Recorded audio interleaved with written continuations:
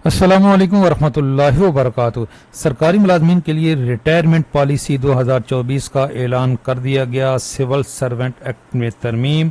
आखिरी हद से पहले रिटायरमेंट पर जुर्माना होगा, कितना होगा, किन पर होगा, कब से तलाक होगा, मेडिकल ग्राउंड पर रिटायरमेंट के लिए कितनी सर्विस ज़रूरी है, क्या जुर्माना इस सूरत में भी होगा, और अब नए रूल के मुताबिक रिटायरमेंट के लिए सही टाइम कौन सा है, 25 साल, 30 साल, 60 साल या इससे अबव। इससे पहले मैंने एक वीडियो अपलोड की थी, what is the right time to get retirement from government service. चूँकि अब रूल्स तब्दील हो चुके हैं तो अब रिटायरमेंट के लिए बेस्ट टाइम कौन सा है, 25, 30, 60 या इससे अबव। आज की इस वीडियो में हम ये क्वेश्चंस जो है ये कवर करेंगे। नए रूल्स के मुताबिक सरकारी मुलाजमत से कितनी सर्विस पर रिटायरमेंट ली जा सकती है। रिटायरमेंट की उम्र आखिरी हद जो है वो 60 साल है, 62 है या 65 है, या इसमें कोई तब्दीली होने वाली है या हो चुकी है। कबल अज़ वक्त रिटायरमेंट पर जुर्माना किस पर और कितना। मेडिकल ग्राउंड पर रिटायरमेंट के लिए कितनी सर्विस ज़रूरी है, क्या 30 से 20% जुर्माना इस सूरत में भी लागू होगा। फ़ायदा किस में है, 25, 30 या 60। पेंशन इस्लाहात 2024 कौन कौन से नोटिफिकेशन आ चुके हैं और कितने और आएंगे। अहम तरीन वीडियो है, छोटी सी वीडियो कोशिश करेंगे, लेकिन जब भाई मेरा तरीका यही रहता है, मैं तफसील से बात करता हूँ। कुछ कहते हैं जी तमहीज़ ज़्यादा बांधते हैं, मैं टीचर हूँ, मेरा यही तरीका है। हालांकि मेरा जो ऐड चलना था वो तो चल चुका है भाई। आप खामखा आप समझते हो कि हम ये लंबी इसलिए करते हैं कि व्यूज़ आते हैं। हमारा व्यूज़ आ चुका है जो आपने क्लिक किया, लेकिन फिर भी आपको पसंद नहीं है तो मेरा तरीका यही रहेगा। बेशक आप नेक्स्ट टाइम क्लिक नहीं करना। ये चूँकि हमने पूरी बात समझानी होती है तो हमारा तरीका तो यही है। नए रूल्स के मुताबिक सरकारी मुलाजमत से कितनी सर्विस पर रिटायरमेंट ली जा सकती है। अब इसके लिए पहले जानना ज़रूरी ये है कि रिटायरमेंट की जो है किस्में कितनी होती हैं, कौन कौन सी रिटायरमेंट, आप किस रिटायरमेंट पे जा रहे हैं, पेंशन्स जो आपको किस सूरत में मिलेगी, क्लासिफिकेशन ऑफ द पेंशन। एक है कंपनसेशन पेंशन। अगर आपको जबरी रिटायरमेंट किया, आप किसी सूरत डिस्चार्ज कर दिए गए, उस सूरत में वो वॉलंटरी रिटायरमेंट नहीं काउंट होगी, क्योंकि आप अपनी मर्जी से तो नहीं गए, वो तो इदारे ने आपको ज़बरदस्ती भेजा। 10 से अगर 25 साल के दरमियान आपकी सर्विस है तो आपको बेनिफिट्स मिलेंगे, और उस सूरत में ये आपके ऊपर जुर्माना ऐद भी नहीं होगा। उसके बाद है इनवैलिड पेंशन। इनवैलिड पेंशन होती है मेडिकल ग्राउंड पे जो आपकी पेंशन होती है। इसके लिए टर्म एंड कंडीशन होती हैं, आप अपनी मर्जी से नहीं जाते। ये भी आपका मेडिकल, आपकी खुदा न खास्ता कोई ऐसी बीमारी है और आप जो मेडिकल बोर्ड बैठता है, उस सूरत में अगर आपकी रिटायरमेंट होती है, कैटेगरी ए में अगर आप रिटायरमेंट होते हैं तो आप बेनिफिट फंड से जो आपको एक पेंशन मिलती है उसके भी हकदार होते हैं। ए और बी में अगर आप रिटायरमेंट होते हैं तो रूल 17A के तहत जो पहले बच्चों को मुलाजमत मिलती थी, अब पंजाब में ख़त्म हो चुकी है, उसकी भी आप इंटाइटल होते हैं। कैटेगरी सी में अगर आप रिटायर होते हैं तो आपको ना मुलाजमत मिलती है और ना ही आपको बेनिफिट फंड से रकम मिलती है।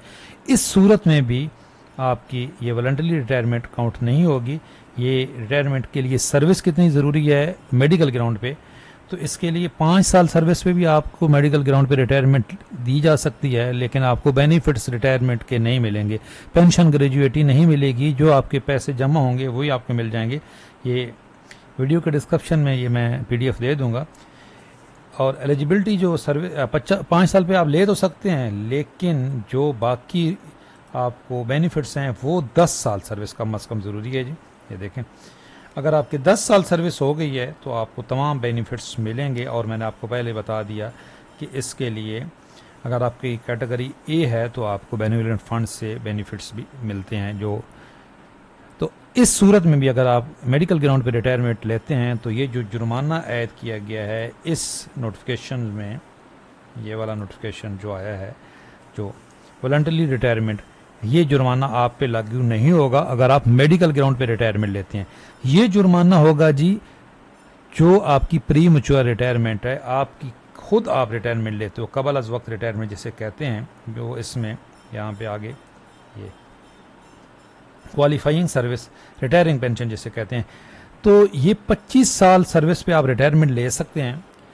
और ये एक 16 अप्रैल को ये फाइनेंस डिवीजन का नोटिफिकेशन आया था। ये इसमें दोबारा याद दहानी कराई गई थी, हालांकि रूल्स पहले भी है। ये देखें, रूल पहले भी है कि आपको 3 माह पहले अप्लाई करना होता है।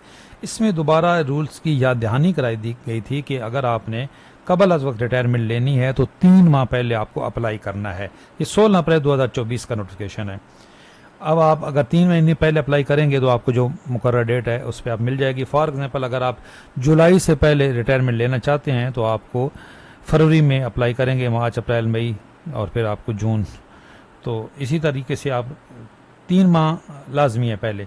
इस सूरत में आपके ऊपर जुर्माना आयद होगा। अब ये जो है वॉलंटरी रिटायरमेंट, और इसका कब से इतलाक होगा इस नोटिफिकेशन के मुताबिक, ये देखें, ये इसमें एक तो लिखा हुआ existing instruction on the subject shall stand amended to the extend of above with immediate effect. दूसरा कब से है जी, ये हैंस फोर्थ वर्ड यूज़ होगा है, तो इसका मतलब है अब से, जिस दिन ये नोटिफिकेशन यूज़ ये इशू हुआ है 10 सितंबर 2024। अब 10 सितंबर से ये वर्ड यूज़ हुआ है जी हैंस फोर। तो 10 सितंबर के बाद जो बंदा रिटायर लेगा उसके ऊपर ये जुर्माना ऐड होगा। अगर इससे पहले आपके रिटायरमेंट आर्डर आ चुके हैं तो आपके ऊपर ये 3 से 20% जुर्माना ऐड नहीं होगा। कल इस पर मैं एक डिटेल वीडियो अपलोड कर चुका हूँ, ये वीडियो के डिस्क्रिप्शन में इसका लिंक दे दूंगा। अब इस पर तफसीलन बात नहीं करते कि रिटायरमेंट पर कितना जुर्माना है, भारी जुर्माना है जी। ये मैंने एक एग्जांपल दी एक बंदे की, अगर आपने नहीं देखी है तो ये वीडियो देख लें, इस पर तफसील है। कुछ लोग गलत समझ रहे हैं कि जी बस वो साल बाद जो पेंशन होगी उसका 3% निकाल देना है, वो तो कुछ भी नहीं बनता।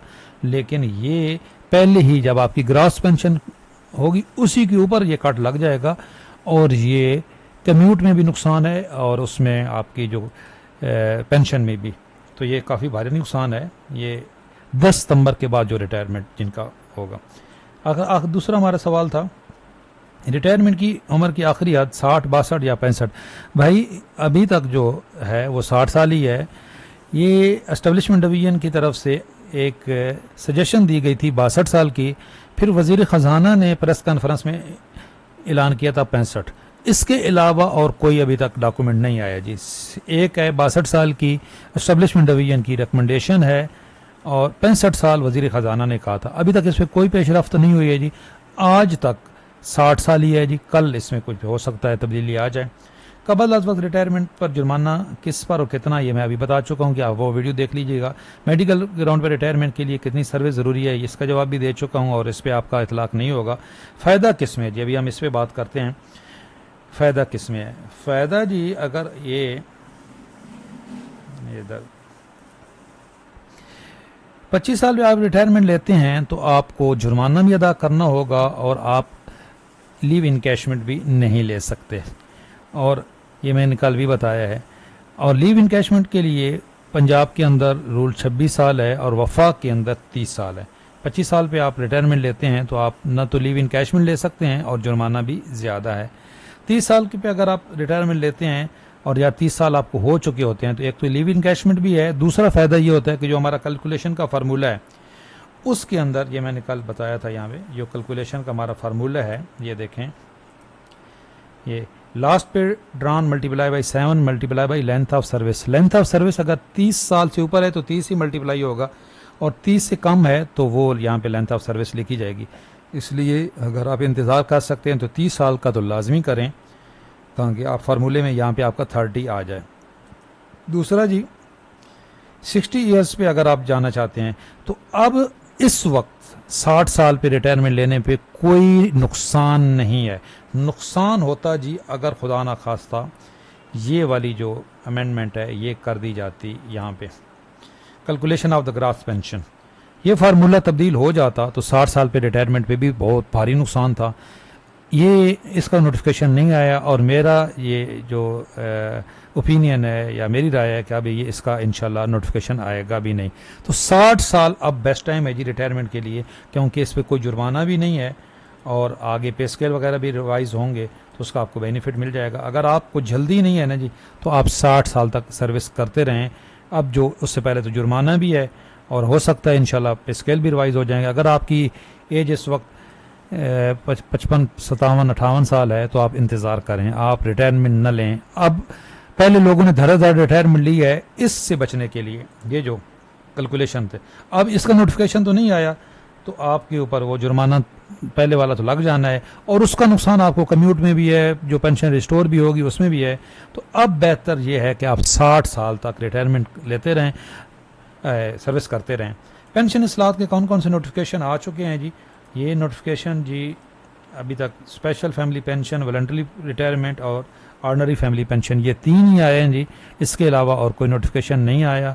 कौन से आ सकते हैं जी? ये कुछ नहीं हतमी कहा से जा सकता जी। हमारी जो इस वक्त हुकूमतें हैं, कुछ हतमी हम नहीं कह सकते कि कोई और नोटिफिकेशन आएगा या नहीं, या उम्र की जो बलाई हद है वो 62-65 होगी या नहीं, अभी इसके बारे में कुछ कहा नहीं जा सकता। चैनल पे नए हैं, चैनल ज़रूर सब्सक्राइब कर लें। इंशाल्लाह ताला अपडेट रहेंगे। अल्लाह हाफिज़।